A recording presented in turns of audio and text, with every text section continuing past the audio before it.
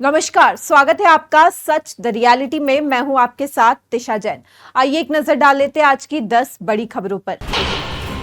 असम के मुख्यमंत्री ने गुवाहाटी में Assam climate centre for cities की स्थापना की घोषणा की है। ये केंद्र भारत और फ्रांस सरकार के सहयोग से बनाया जाएगा और दोनों देश मिलकर इसकी लागत वहन करेंगे। ये संस्थान जलवायु संरक्षण पर काम करेगा। जल्द ही गुवाहाटी नगर निगम इस परियोजना की निगरानी के लिए विशेषज्ञों की नियुक्ति करेगा। असम कैबिनेट ने नई भाषा नीति लागू करने का फैसला लिया है। अब 15 अप्रैल से सभी सरकारी नोटिफिकेशन, आदेश, गाइडलाइंस और नियम असमिया और अंग्रेजी में जारी किए जाएंगे। बराक घाटी में बंगाली और बोडोलैंड क्षेत्र में बोडो भाषा भी शामिल होगी। असम कैबिनेट ने सरकारी अस्पतालों में दवाओं की खरीद के लिए 190 करोड़ मंजूर किए हैं। मुख्यमंत्री हिमंत बिस्वा शर्मा ने कैबिनेट बैठक के बाद इसकी जानकारी दी।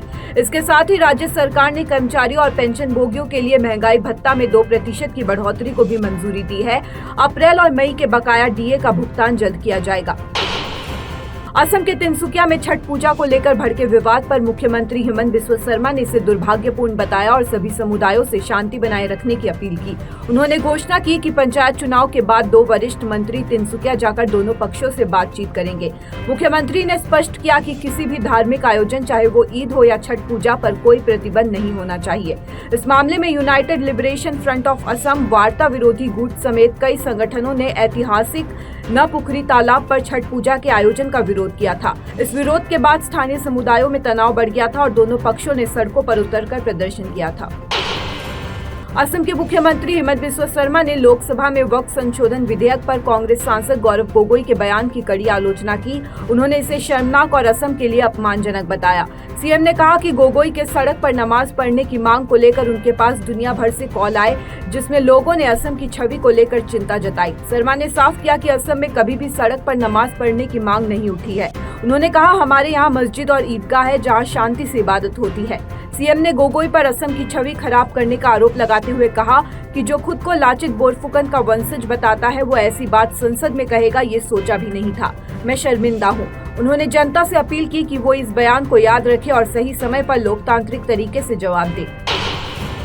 कांग्रेस अध्यक्ष मल्लिकार्जुन खड़गे ने मणिपुर हिंसा की जांच और संसद में व्हाइट पेपर पेश करने की मांग की। इस पर गृह मंत्री अमित शाह ने कांग्रेस पर तीखा हमला बोलते हुए कहा कि विपक्ष की राजनीति से पीड़ितों के जख्म नहीं भर सकते।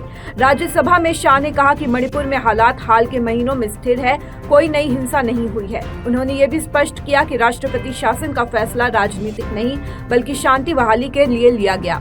शाह ने कांग्रेस पर आरोप लगाते हुए कहा कि पहले की सरकारें राजनीतिक फायदे के लिए राष्ट्रपति शासन लगाती थी, लेकिन हमने ऐसा नहीं किया। लोकसभा के बाद अब राज्यसभा ने भी वक्फ संशोधन विधेयक को मंजूरी दे दी है। 14 घंटे की बहस के बाद 128 वोट बिल के पक्ष में और 95 वोट विरोध में पड़े। अब ये बिल राष्ट्रपति की मंजूरी के लिए भेजा जाएगा। कांग्रेस और डीएमके ने इस बिल को सुप्रीम कोर्ट में चुनौती देने की घोषणा की है। उत्तर प्रदेश और बिहार में इस बिल को लेकर माहौल गर्म है। यूपी में हाई लेवल अलर्ट जारी कर मथुरा, वाराणसी समेत 40 जिलों में पुलिस फ्लैग मार्च किया जा रहा है और लखनऊ में प्रमुख दरगाहों और मस्जिदों की ड्रोन से निगरानी हो रही है। नीतीश कुमार की पार्टी जेडीयू ने मोदी सरकार का समर्थन करते हुए राज्यसभा में बिल के पक्ष में वोट डाला, जिससे पार्टी में बड़ा विवाद खड़ा हो गया।